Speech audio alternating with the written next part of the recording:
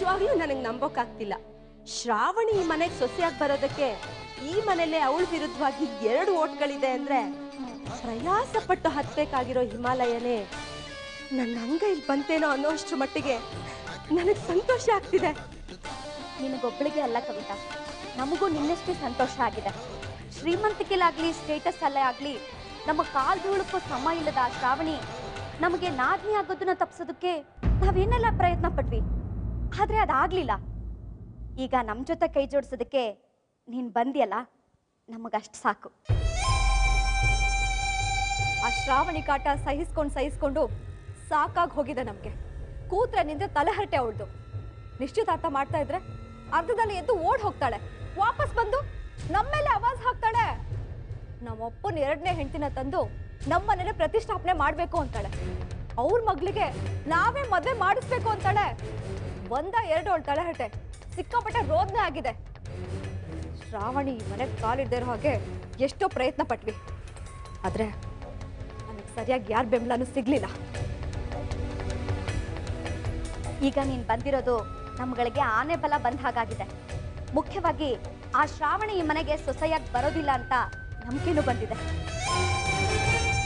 ಕವಿತಾ, ನಿನ್ ಆಟಿಟ್ಯೂಡ್ ನೋಡ್ತಾ ಇದ್ರೆ ಖಂಡಿತ ಆ ಜಂಬದ ಕೋಳಿನ ಮಣ್ಣು ಮುಕ್ಕಿಸ್ತೀಯ ಅಂತ ಅನಿಸ್ತಾ ಇದೆ. ಆ ಶ್ರಾವಣಿನ ಮಣ್ಮುಗ್ಸೋದಕ್ಕೆ ನಿನಗೇನೇ ಸಹಾಯ ಬೇಕಂದ್ರೂ ಕೇಳು, ನಾವಿಬ್ರು ನಿನ್ ಬೆನ್ನಿಗಿರ್ತೀವಿ. ಖಂಡಿತ ನನಗೆ ನಿಮ್ಮಿಬ್ರ ಸಹಾಯ ಬೇಕೇ ಬೇಕು. ಯಾಕೆಂದ್ರೆ ನನಗೆ ಈ ಮನೆ, ಇಲ್ಲಿನ ವಾತಾವರಣ ಎಲ್ಲಾನು ಹೊಸದು. ಡೋಂಟ್ ವರಿ ಕವಿತಾ, ಇಲ್ಲಿ ವಾತಾವರಣ ನಿಮಗೆ ಸಪೋರ್ಟಿವ್ ಆಗೇ ಇದೆ. ಈ ಮನೇಲಿ ಆ ಶ್ರಾವಣಿನ ಕಂಡ್ರೆ ಎಲ್ರಿಗೂ ಅಷ್ಟಕ್ಕಷ್ಟೇ, ಆ ನಾಗಾರ್ಜುನ ನಮ್ಮಮ್ಮನ್ ಬಿಟ್ಟು. ಹೌದು, ನಮ್ಮ ತಾಯಿಗೆ ಆ ಶ್ರಾವಣಿ ಈ ಮನೆ ಸೊಸೆಯಾಗಿ ಬರೋದ್ರ ಬಗ್ಗೆ ಒಳೊಳಗೆ ಒಲವಿದೆ. ಆದ್ರೆ ನಮ್ಮಮ್ಮ ಪುಕ್ಳು ಸ್ವಭಾವದವರು. ಅಪ್ಪ ಒಂದ್ಸರ್ತಿ ಗದ್ರಿದ್ರು ಅಂದ್ರೆ ಅವರು ಆ ಶ್ರಾವಣಿ ವಿರುದ್ಧ ಓಟ್ ಒತ್ತೇ ಬಿಡ್ತಾರೆ. ಸಾಲದಕ್ಕೆ ಈಗ ಅಜ್ಜಿನೂ ಅಪ್ಪ ಜೊತೆ ಸೇರಿದ್ದಾರೆ. ಇನ್ನವರು ಆ ಶ್ರಾವಣಿ ಪರ ತುಟಿ ಎರಡು ಮಾಡೋದಿಲ್ಲ. ಸೊ ಕವಿತಾ, ನಾಗಾರ್ಜುನ ಒಬ್ಬನ್ ಒಲಿಸ್ಕೊಂಡ್ರೆ ಸಾಕು, ಸರ್ವಾನುಮತದಿಂದ ನೀನು ಈ ಮನೆ ಸೊಸೆ ಆಗ್ತೀಯ. ನಾಗಾರ್ಜುನ್ ತಾನೆ, ಅವನ ವಿಷಯ ನನಗೆ ಬಿಡಿ. ಆದಷ್ಟು ಬೇಗ ಅವನ್ನ ನನ್ನ ದಾರಿಗೆ ತಂದ್ಕೋತೀನಿ. ಆದ್ರೆ ಅದು ಅಷ್ಟು ಸುಲಭ ಅಲ್ಲ.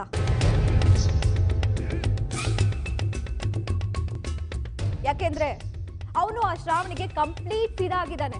ಚರಣದಾಸ ಅಂದ್ರೂ ತಪ್ಪಿಲ್ಲ. ಅವಳ ಮಾಯಾಜಾಲದಿಂದ ಅವನನ್ನ ಹೊರಗಡೆ ಹೇಳ್ಕೊಳ್ಳೋದು, ಅವನ ಮನಸ್ಸನ್ನ ನಿನ್ ಕಡೆ ಸೆಳ್ಕೊಳ್ಳೋದು ತುಂಬಾ ಕಷ್ಟದ ಕೆಲಸ ಅನ್ನೋದು ನಮ್ಮ ಅನುಭವದ ಮಾತು. ಆದ್ರೆ ಅದಕ್ಕಿಂತ ಮುಖ್ಯವಾಗಿ ನೀ ಆ ಶ್ರಾವಣಿ ಬಗ್ಗೆ, ಅವಳ ತಾಕತ್ ಬಗ್ಗೆ ಮೊದಲು ತಿಳ್ಕೋಬೇಕು.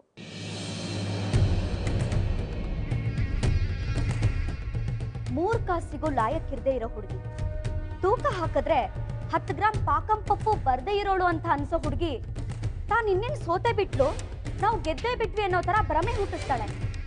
ಆದ್ರೆ ಕೊನೆ ಗಳಿಗೆನಲ್ಲಿ ಅದೇನ್ ಮಾಯ ಮಾಡ್ತಾಳೋ ಏನೋ, ಅವಳು ಗೆದ್ದೇ ಬಿಡ್ತಾಳೆ, ಶತ್ರುನ ಸಮಾಧಿ ಮಾಡೇ ಬಿಡ್ತಾಳೆ.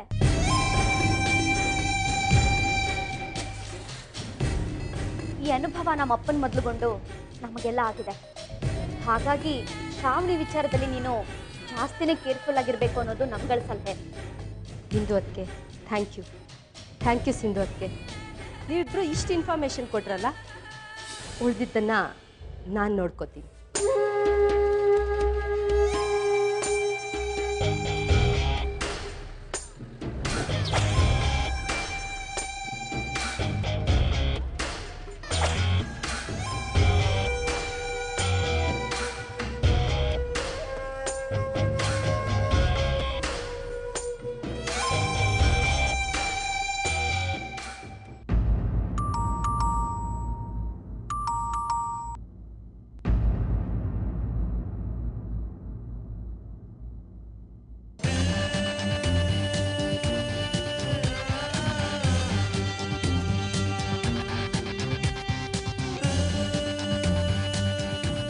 ನಮಸ್ಕಾರ.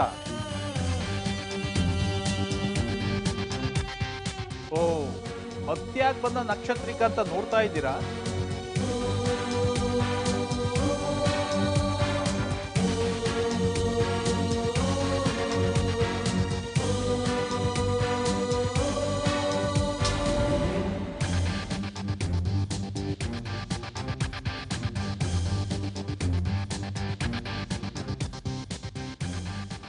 ಅಯ್ಯೋ, ನೀವಿನ್ನೂ ಅಲ್ಲೇ ನಿಂತಿದ್ದೀರಾ?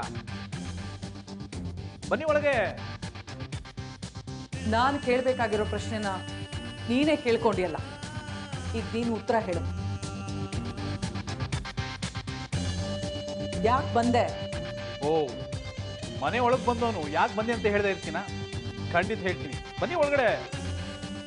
ವಿಷಯ ಏನು ಅಂತ ಹೇಳು ಜಯದೇವ್. ನೋಡಿ, ಮನೆ ವಿಷಯನ ಬೀದಿಲ್ ಮಾತಾಡಕ್ಕಾಗುತ್ತಾ? ಬನ್ನಿ ಕೂತ್ಕೊಂಡು ಮಾತಾಡೋಣ.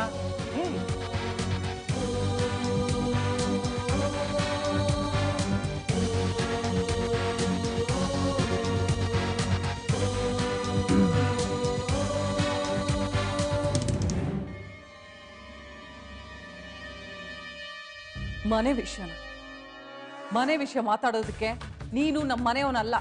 ಅಯ್ಯೋ, ಮನೆ ವಿಷಯ ಅಂದ್ರೆ ಫ್ಯಾಮಿಲಿ ಮ್ಯಾಟ್ರು ಅಂದ್ಕೊಂಡ್ರ? ಮನೆ ವಿಷಯ ಐ ಮೀನ್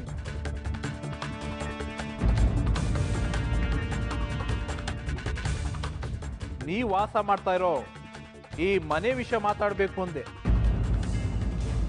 ಈ ಮನೆ ಬಗ್ಗೆನಾ? ಈ ಮನೆ ಬಗ್ಗೆ ಏನ್ ಮಾತು?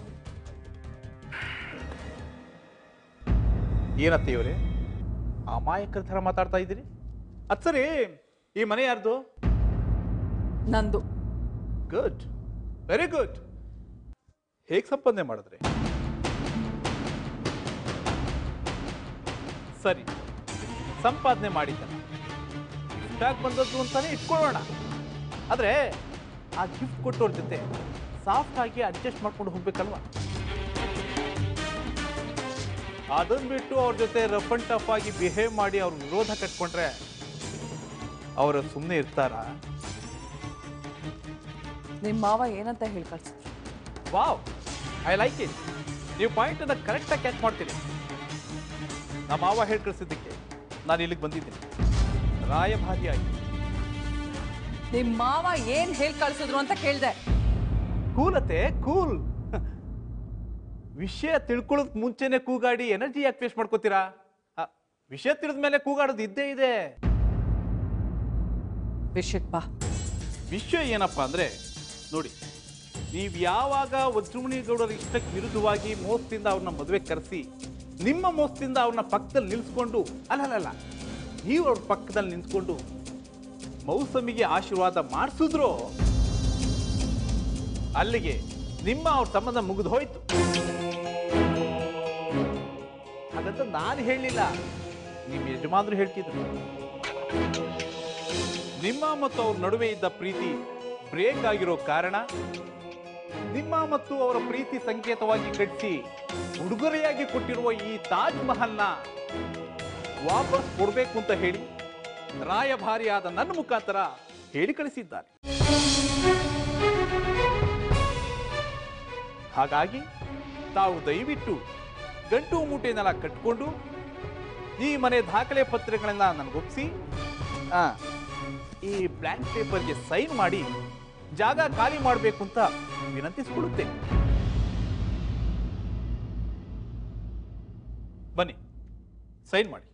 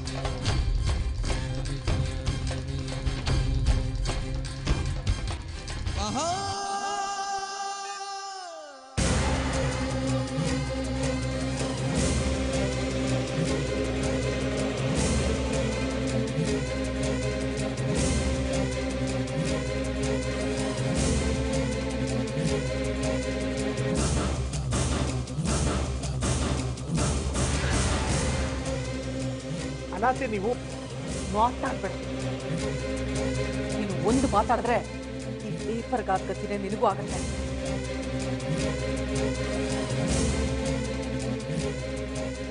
ಅಯ್ಯೋ, ನನ್ನ ಮೇಲೆ ಕೋಪ ಮಾಡ್ಕೊಳ್ತೀರಿ? ಹೇಳಿದ್ದಲ್ಲ, ನಾನು ರಾಯಭಾರಿ ಮಾತ್ರ, ಸೂತ್ರಧಾರಿ. ಸೂತ್ರಧಾರನ ಹಿಡಿದು ಆಡಿಸ್ತಾ ಮನೇಲಿ ಕೂತಿದ್ದಾರೆ. ಆ ಗಂಡ್ಸು ಮನೇಲಿ ಕೂತಿದ್ಯಾ? ಇಲ್ಲಿಗೆ ಬರೋದಕ್ಕೆ ಹೇಳು, ನಾನು ಮಾತಾಡ್ತೀನಿ. ಅದೇ ಅದು ಏನೇ ಮಾತಾಡೋದಿದ್ರು ನಿಮ್ಮ ಮಾವನೇ ಖುದ್ದಾಗಿ ಬಂದು ಮಾತಾಡಕ್ಕೆ ಹೇಳು. ಅಲ್ಲ, ಮಾವ ಬಂದ್ರೆ ಸುಮ್ಮನೆ ನಿಮ್ಗೆ ತೊಂದರೆ ಅಲ್ವಾ? ನೀನು ರಾಯಭಾರಿ ತಾನೆ, ಅವ್ರು ಹೇಳಿದ್ದನ್ನ ನನಗೆ ತಿಳಿಸ್ದೆ ತಾನೆ. ಈಗ ನಾನು ಹೇಳಿದ್ದನ್ನ ಅವ್ರಿಗೆ ಮುಚ್ಚು. ಅವ್ರಿಗೆ ಎಲ್ಲಿ ಮುಟ್ಬೇಕೋ ಅಲ್ಲಿ ಮುಟ್ಟುತ್ತೆ. ಅಲ್ಲ ಅತ್ತೆ, ಮರ್ಯಾದೆಯಾಗಿ ನಾನು ಹೇಳಿದ್ದನ್ನ ನಿಮ್ಮ ಮಾವನಿಗೆ ತಲುಪಿಸು. ಅಧಿಕ ಪ್ರಸಂಗಿತನ ಮಾಡಕ್ ಹೋದ್ರೆ ನೀನು ನಿಮ್ಮ ಮಾವನ ಹತ್ರ ಹೋಗಲ್ಲ, ಮಾವನ ಮನೆಗೆ ಹೋಗ್ತೀಯ. ಯಾವ್ದನ್ನ ಆರಿಸ್ಕೋತೀಯ? ಮಾವನ, ಮಾವನ ಮನೇನ?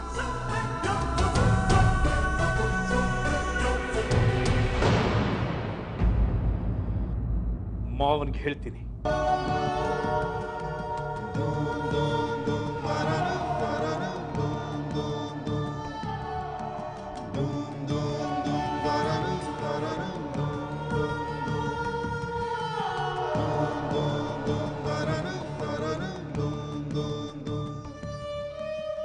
ಕರ್ಪೂರದ ಗೊಂಬೆ, ಕರ್ಪೂರದ ಗೊಂಬೆ.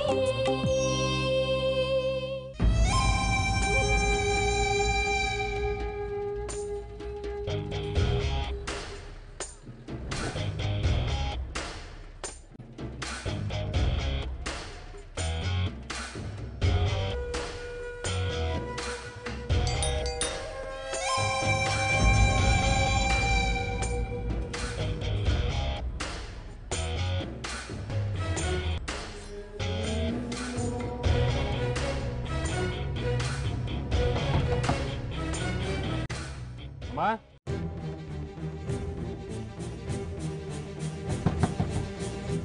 ಅಮ್ಮ,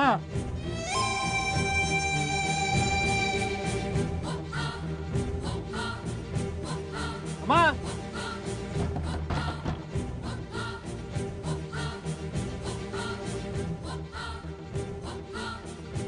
ಅಮ್ಮ, ಅಮ್ಮ,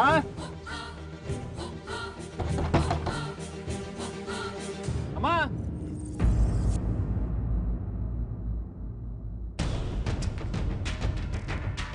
ಬಾಗ್ಲು ತೆಗಿಬೇಡಿ.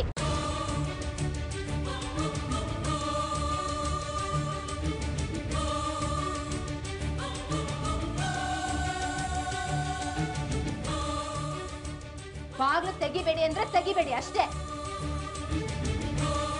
ಅಲ್ಲಮ್ಮ, ನಾಗಾರ್ಜುನ ಬಂದು ಬಾಗಿಲು ತಟ್ತಾ ಇದ್ದಾನೆ. ತಟ್ಲಿ ಬಿಡಿ, ನೀವು ತೆಗಿಬೇಡಿ ಅಷ್ಟೇ.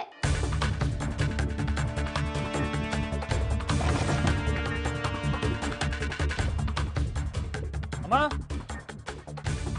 ಕವಿತಾ, ನಿಂಗೆ ಅತಿ ಆಯ್ತು.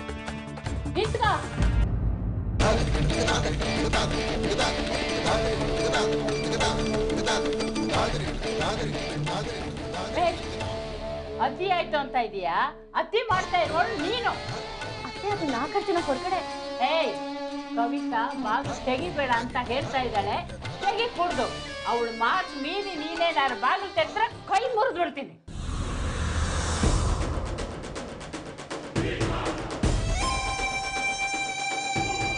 ಅತ್ತೆ, ನಾಗಾರ್ಜುನ ಬಾಗ್ಲಲ್ಲಿ ನಿಂತು ಬೆಲ್ ಮಾಡ್ತಾ ಇದ್ದಾನೆ.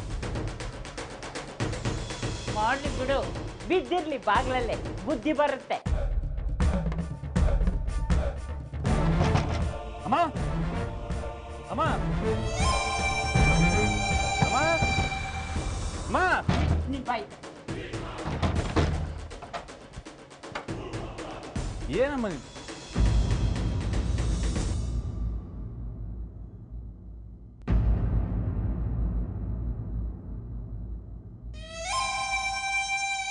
ಯಾಕೋ ಹಂಗ್ ಬಾಗಿಲು ಬಡಿತಾ ಇದೀಯಾ? ಬಾಗಿಲು ಮುರಿದು ಹಾಕ್ಬೇಕು ಅಂತಿದ್ಯಾ? ಈ ಬಾಗಿಲು ಇರೋದು ಇಷ್ಟ ಇಲ್ವಾ ನಿನ್ಗೆ?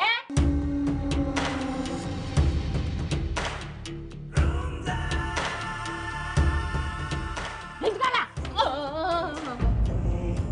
ಯಾಕಜ್ಜಿ? ಯಾಕೆ ಅಂತ ಕೇಳ್ತಿದ್ಯಾ? ಬೆಳಗ್ಗೆ ನಾನು ಮಾತಾಡ್ತಾ ಇದ್ರು ನಿನ್ ಪಾಡಿಗೆ ನೀನ್ ಹೊರಟೋದೆ, ಈಗ ನೀನ್ ಬಂದಿದ್ಯಾ ಅಂತ ಆತಿ ಮಾಡಿ ಒಳಗಡೆ ಕರ್ಕೊಬೇಕಾ?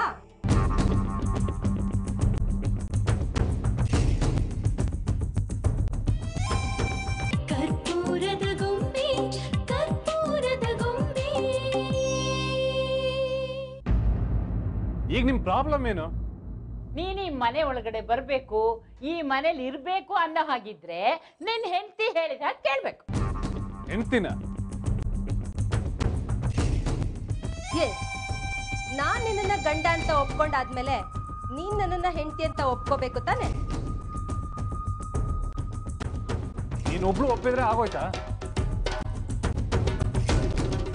ನಾನು ಒಬ್ಳೇ ಅಲ್ಲ ಮರಿ, ನಿಮ್ಮ ಅಪ್ಪ ಅಮ್ಮ ಅಕ್ಕಂದ್ರು ಬಾವಂದ್ರು ಅಜ್ಜಿ ಎಲ್ಲರೂ ನನ್ನನ್ನ ಈ ಮನೆ ಸೊಸೆ ಅಂತ ಒಪ್ಕೊಂಡಿದ್ದಾರೆ. ಏ ದಡ್ಡಿ, ಅವ್ರೆಲ್ರು ಒಪ್ಕೊಂಡ ತಕ್ಷಣ ನೀನನ್ನ ಹೆಂಡತಿ ಆಗ್ಬಿಡ್ತೀಯ? ನಾನು ಒಪ್ಕೋಬೇಕು. ನಾನು ಒಪ್ಕೊಂಡ್ರೆ ಮಾತ್ರ ನೀನನ್ನ ಹೆಂಡತಿ ಆಗೋಕ್ ಸಾಧ್ಯ. ಅದೇ ಅದನ್ನೇ ನಾನು ಕೇಳ್ತಾ ಇದ್ದೀನಿ. ಈಗ ನೀನು ಕವಿತಾನ ಮದುವೆ ಮಾಡ್ಕೊಳ್ತೀಯೋ ಇಲ್ವೋ ಹೇಳ್ಬಿಡು. ಹಲೋ, ಎಕ್ಸ್ಕ್ಯೂಸ್ ಮೀ, ಮಾತಾಡೋಕ್ಕೂ ಮುಂಚೆ ಅದ್ರ ಪರಿಣಾಮಗಳು ಏನಾಗುತ್ತೆ ಅನ್ನೋದನ್ನ ತಿಳ್ಕೊಂಡು ಮಾತಾಡಿ.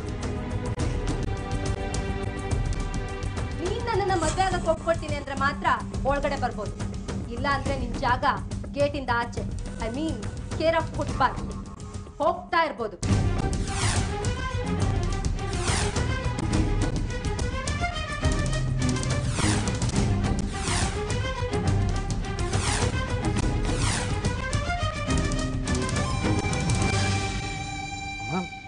ಏನಮ್ಮ ಇದೆಲ್ಲ? ಅಮ್ಮ ಗಿಮ್ಮ ಎಲ್ಲ ಬರೀ ಡಮ್ಮಿ. ಇನ್ಮೇಲೆ ಏನೇ ಇದ್ರು ಈ ಮನೆಯಲ್ಲಿ ನಾನೇ ಸುಪ್ರೀಂ ಪವರ್. ನನ್ನ ಕಣ್ಗಾವಲಲ್ಲೇ ನನ್ನ ಮೂಗಿನ ನೇರಕ್ಕೆ ಎಲ್ಲಾನು ನಡಿಬೇಕು.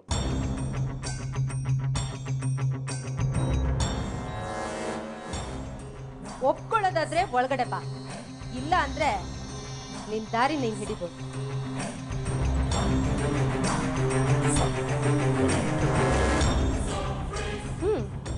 ಹೇಳು, ಒಳಗ ಹೊರಗ?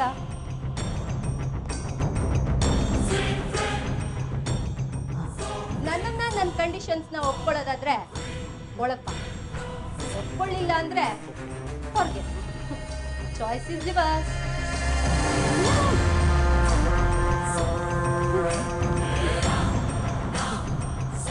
ಡೋಂಟ್ ವೇಸ್ಟ್ ಟೈಮ್, ಬೇಗ ನಿರ್ಧಾರ ತಗೋ, ಇಲ್ಲ ಅಂದ್ರೆ ಬಾಗಿಲು ಹಾಕೋ ನಿರ್ಧಾರನ ನಾನ್ ತಗೋಬೇಕಾಗತ್ತೆ.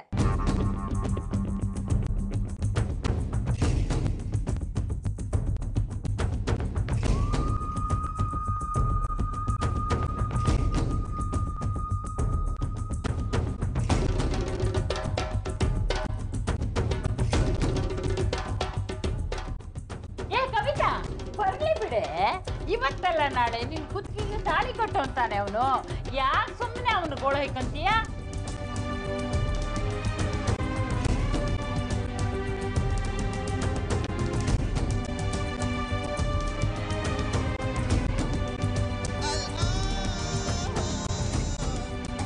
ನಾಗಾರ್ಜುನ, ನೀನ್ ಒಳಗಡೆ ಬಾಪ್ಪ, ಬಾ. ಕಂದ ನೋಡಿ ನೋಡಿ.